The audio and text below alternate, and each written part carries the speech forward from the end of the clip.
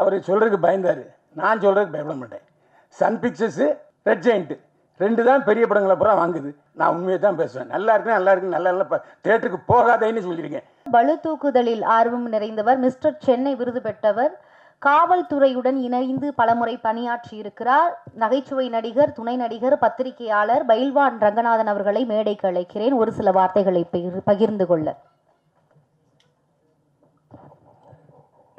அனைவருக்கும் என்னுடைய நன்றி. ட்ரெய்லர் பார்த்தேன்.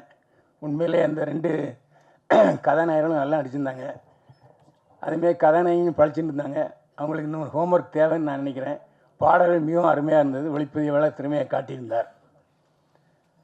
முக்கியமான விஷயம், 2 இயக்குநர்கள் பேசினாங்க. 2 பேருக்குமே சில விஷயங்கள் தெரியல.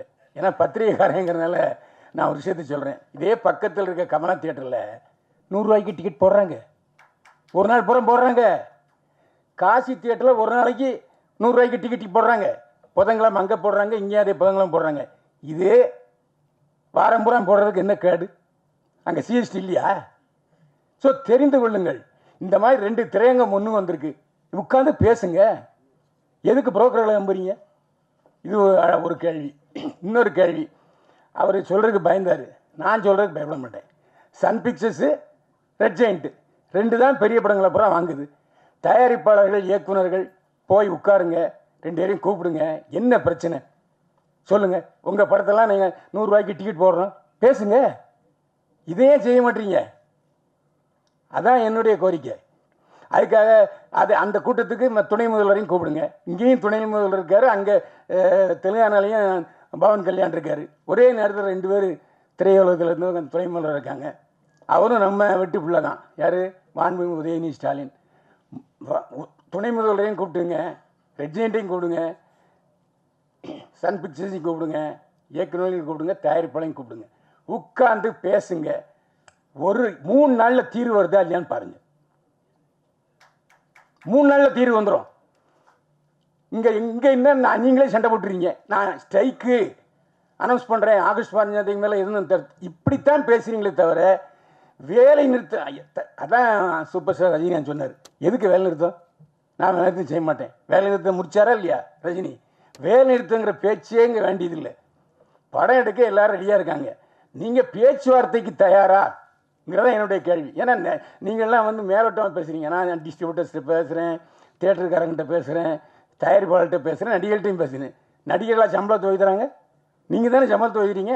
நான் பல நடிகர்கள்ட்ட பேசிட்டேன், நாங்கள் வைத்தவே இல்லை. நீங்கள் இப்போ கூட ரஜினிகாந்த் என்ன சொன்னார், நான் 35 லட்ச ரூபா சம்பளம் வாங்கிட்டு இருந்தேன். பிரியா படத்துக்கு தயாரிப்பாளர் கதையோசனை எடுத்த பஞ்சரசன் தான் சொன்னார், யோ என்னையா நீ, உனக்கு கவர்னரியாமல் நீ 35 வாங்கிட்டு இருக்க, 1,10,000 சம்பளையா? அவர் வாங்கிட்டு இருந்தது 35,000 வாங்கிட்டு இருந்திருக்காரு. 1 லட்ச ரூபா கொடுத்தாரு முதல்ல பிரியா. இது ரஜினிகாந்தே சொல்கிறார். அப்போது நீங்கள் தான் சம்பளத்தை ஏற்றுறீங்க. போட்டி போட்டு 4 பேர் போகிறீங்க, ஏற்றுறாங்க. டிமாண்ட் இருக்கும்போது விற்க தானே செய்வாங்க. அதுக்கே நடிகர்களை குறை சொல்கிறீங்க. இந்த 2 பேர் சிம்புவும் தனுஷும் பேச்சு வார்த்தைக்கு படம் தயாரிக்கிறாங்களா இல்லையா? எந்த பிரச்சனையும் பேச்சுவார்த்தையில் தான் தீர்க்க முடியுமா தவிர இதில் நான் ஸ்ட்ரைக் பண்ண போகிறேன், அது பண்ண போகிறேன்னு சொன்னால் சொல்லாதீங்க. இன்னொன்று, யூடியூபர்கள் எந்த காலத்துலையும் என்னை பொறுத்த வரைக்கும் நான் உண்மையை தான் பேசுவேன். நல்லா இருக்கு நல்லா இருக்கு நல்லா நல்லா தேட்டருக்கு போகாதேன்னு சொல்லியிருக்கேன். எந்த யூடியூபர் சமாளித்து விமர்சனம் பண்ணுறாங்க? எப்போ இந்த 80 ரூபாய் சமாளித்து நல்ல படம், நல்லா இல்லாத படத்துக்கு யாருக்காவது நல்லா இருக்குன்னு சொல்லியிருக்கீங்களா? அந்த குற்றச்சாட்டை வாபஸ் வாங்கிங்க. நீங்கள் நடித்த படமே வெளிவரல, அதுவும் எங்களுக்கு தெரியும். ஆனால் இப்போ தான் நான் முகம் காட்டுறேன்னு சொல்கிறீங்க. நாங்களாம் நீ இருக்கோம்யா. நீங்கள் கதாநாயகன் நடித்த படம் வந்துச்சா? யார்கிட்ட கதை விடுறீங்க? இதெல்லாம் ஏன்ட்ட வேண்டாம். என்ன பண்ண, நான் இன்னைக்கு எனக்கு 73 வயசாச்சு. 52 வயசை இதிலே தான் கழிச்சிருக்கேன். இதில் வேறு ஜெயலலிதாவோட பயணிச்சிருக்கேன், எம்ஜிஆரோட பயணிச்சிருக்கேன். இப்போ நீங்கள் உங்களுக்கும் அரசுக்கும் ஒரு கேப் ஆகி போச்சு. அந்த இடைவெளியை நிரப்புங்க. நீங்கள் ஏன் போய் பேச மாட்டீங்க? நீங்கள் கூப்பிட்டா வரமாட்டாங்களா? நாளைக்கே தயாரிப்பாளர் சங்கம், இயக்குனர் சங்கம், விநியோக சங்கம், லொட்டு லூசுக்கு எல்லாம் போய் நீங்கள் கூப்பிடுங்க. உதயநிதி மாண்புமிகு உதயநிதி ஸ்டாலின் வரமாட்டேன்னு சொல்லுவாரா? இதானாங்க ஒரு பிறந்த வீடு. அவருக்கு இன்னைக்கு துணை முதல்வர் பதவி கிடைச்சிட்டுனாலே அவர் நடிகருங்கிறனால தான். இல்லை நான் யாராச்சும் சொல்லுங்க வைப்போம். எல்லா அவருடைய தேர்தல் 2 தேர்தலையும் அவர் தான் தனியாளாக போய் திமுகவுக்கு பிரச்சாரம் பண்ணார். அதனால தான் அவருக்கு இந்த பதவி. இன்றைக்கும் உதயநிதி ஸ்டாலின் மக்களுக்கு தெரியுது, துணை முதல்வராக தெரியாது, நடிகராக தான் தெரியும். அந்த அளவுக்கு இந்த தாய் வீடு இருக்குது. நீங்கள் பேசுகிறது கூச்சப்படுறீங்க. நடப்பு தயாரிப்பாளர் சங்கம், கில்டு, லொட்டு, லொசுக்கு இதெல்லாம் வேண்டாம். எல்லாரும் ஒருங்கிணைத்து ஒரே குரலாக இந்த நான் சொன்னது கமலா தேட்டர்லையும் காசி தேட்டர்லையும் 100 ரூபா டிக்கெட்டு அன்னைக்கு ஃபுல்லாகுது. 4 ஷோ போடுறாங்க, 4 ஷோ ஃபுல்லாகுது. அப்போ என்ன அர்த்தம்? ஒரு 2 தேட்டருக்காரங்க லீட் எடுத்து செய்கிறாங்க இல்லையா? அதே மாதிரி 100 ரூபாங்கிறது 150 ரூபா. எம்ஜிஆர் நான் அடிக்கடி சொல்கிறேன், அதாவது சஃபயரு, அப்புறம் கேசினோ, இன்னும் ஒரு 5-6 தேட்டரில் இங்கிலீஷ் படம் தான் போட்டே இருந்தாங்க. அப்போது முக்தா சீனிவாசன் தான் தயாரிப்பாளர் சங்க தலைவர். நேராக போனார் முதல்வர் எம்ஜிஆர்ட்ட, இந்த மாதிரினார். உடனே அவர் போட்டார். ஒரு வருஷத்துக்கு 3 மாதம் தமிழ் படம் எல்லா தியேட்டர்லையும் திரையிடணும்னு ஜியோ போட்டார். அதுக்கப்புறம் தான் சஃபேரில் பில்லாக ரிலீஸ் ஆச்சு. இந்த மாதிரி அரசுக்கும் நம்ம திரைப்பட தொழிலுக்கும் ஒரு அணுக்கமான நுணுக்கமான தொடர்பு இருக்கணும். இருந்தால் நிச்சயமாக அந்த காலத்தில் 7 படம் வந்து 7 படம் ஓடலையா? நீங்கள் தானே சொன்னீங்க 7 படம் ஓடிச்சுன்னு. 7 படத்துக்கும் தியேட்டர் இருந்தது இல்லை. எனக்கு தெரிஞ்சு ஒரே நாளில் தீபாவளியில் 4 படம் பார்த்துருக்கேன். புரட்சியில் எம்ஜிஆர், நடிகர் சிவாஜி கணேசன், ஜெய்சங்கர், முத்துராமே 4 படம் பார்த்துருக்கேன் ஒரே நாளில் 4 ஷோ. அப்படிலாம் பார்க்குறதுக்கு ஜனங்க இருக்காங்க. என்ன நீங்கள் சொன்ன மாதிரி எல்லா கேவலம் 360 ரூபா கொடுத்து ஒரு இந்த ஸ்நாக்ஸ் வாங்கினா ஒரு நேரம் சோறை பார்த்து அந்த அளவுக்கு விலை 250 ரூபா 300 ரூபா. அதெல்லாம் நீங்கள் தேட்டருக்காரங்களுக்கு உட்காந்து இதெல்லாம் குறைங்கப்பா, இதெல்லாம் அதிகம், அவங்க செலவாகுதுன்றாங்க. நான் தான் திரும்ப சொல்கிறேன்னே, காசி தேட்டர்லையும் கமலா தேட்டர்லையும் 100 ரூபாய்க்கு போடுவதற்கு தயாராக இருக்கும் பொழுது 150 ரூபா அங்கே அவங்க தயாராக இருக்க மாட்டாங்களா? சரி வேண்டாம், பெரிய படங்கள் வரும்போது போட்டுங்கப்பா. மீதி ஒரு வருஷத்தில் எத்தனை பெரிய படங்கள் வருது? 10 வருமா? அதுக்கு மட்டும் விட்டுருங்க.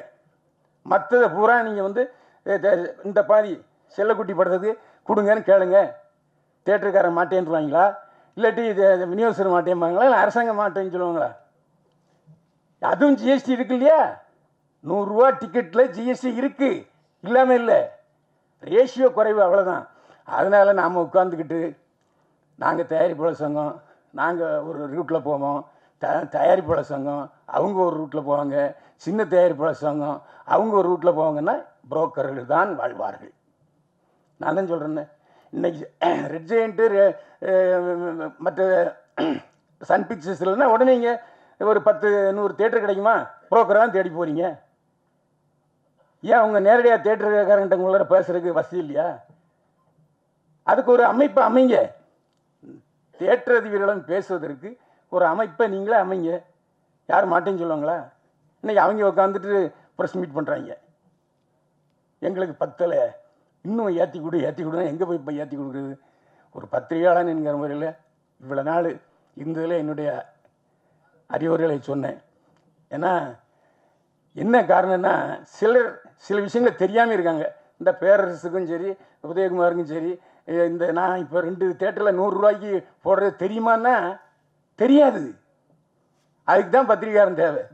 ஏன்னா எல்லா இடத்துலையும் மேயரன் வந்து யாருன்னா பத்திரிக்காரன் தான். ஆனால் நீங்கள் என்னடனா யூடியூப்காரங்க நல்லா இல்லாத படத்துக்கு கூட நல்லா இருக்குன்னு சொன்னான்னு சொல்கிறீங்க. அது நல்லது தானே இது?